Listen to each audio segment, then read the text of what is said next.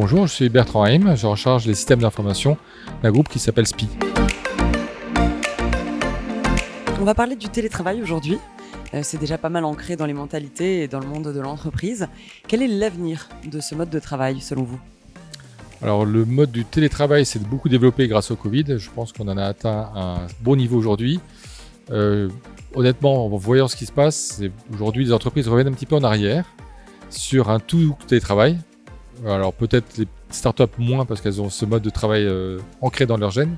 Mais les grandes entreprises reviennent un petit peu en arrière. En passant sur des 3 jours à 2 jours ou 2 jours à 1 jour, simplement. À votre avis, pourquoi ? Quelles sont les problématiques qui sont rencontrées avec ce mode de travail ? Alors c'est plus un problème de confiance en soi, je pense, des entreprises et des managers qui se sentent pas tout à fait à l'aise avec ce mode de travail et de fonctionnement. C'est un peu dommage, parce que les études ont montré que finalement les gens étaient aussi productifs, voire peut-être plus que s'ils étaient venus au travail. Le 100% télétravail, j'y crois pas, parce que là on perd toute relation avec le collectif de l'entreprise, c'est un peu dommage. Mais effectivement, plus rien faire, c'est aussi dommage, parce que du coup on perd un peu cette respiration qu'on a pu avoir après le Covid. Comment est-ce qu'on peut mettre en place des méthodes collaboratives efficaces ? Alors avec les outils modernes actuellement, c'est quand même beaucoup plus simple. Là on a vu aujourd'hui beaucoup de nouveaux outils qui apparaissent ou qui se rénovent d'ailleurs. Mais ne serait-ce qu'avec des outils assez basiques genre Teams ou Google, on fait beaucoup de choses déjà et on peut déjà faire participer beaucoup de gens dans des groupes, des sous-groupes, donc ça va beaucoup évoluer. Par exemple, dans les outils que vous avez vus aujourd'hui, quelles sont des choses un peu innovantes qui vont peut-être changer un peu la donne ?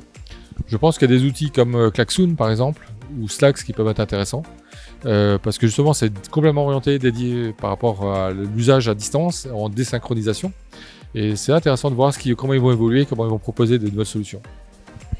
Est-ce que vous connaissez le système de Workation ?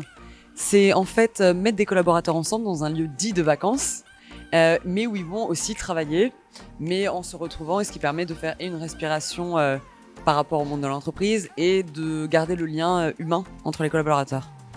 Alors là, je ne me perçois pas du tout là-dedans. Je ne vois pas du tout comment ça peut s'orchestrer. On va dire aujourd'hui, il existe déjà des systèmes de séminaires à moitié travail, à moitié on va dire détente. Ça existe depuis très longtemps, depuis que je travaille, donc c'est pas tout nouveau. Après, faire plus, je vois pas trop comment ça peut s'opérer. On peut peut-être faire des compétitions sportives, ça peut être aussi l'intérêt.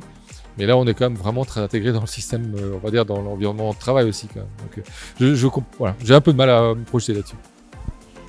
Quelles pourraient être selon vous les prochaines méthodes d'organisation du travail qui pourraient permettre de répondre aux désirs présents qu'ont les collaborateurs maintenant, de flexibilité, d'autonomie ?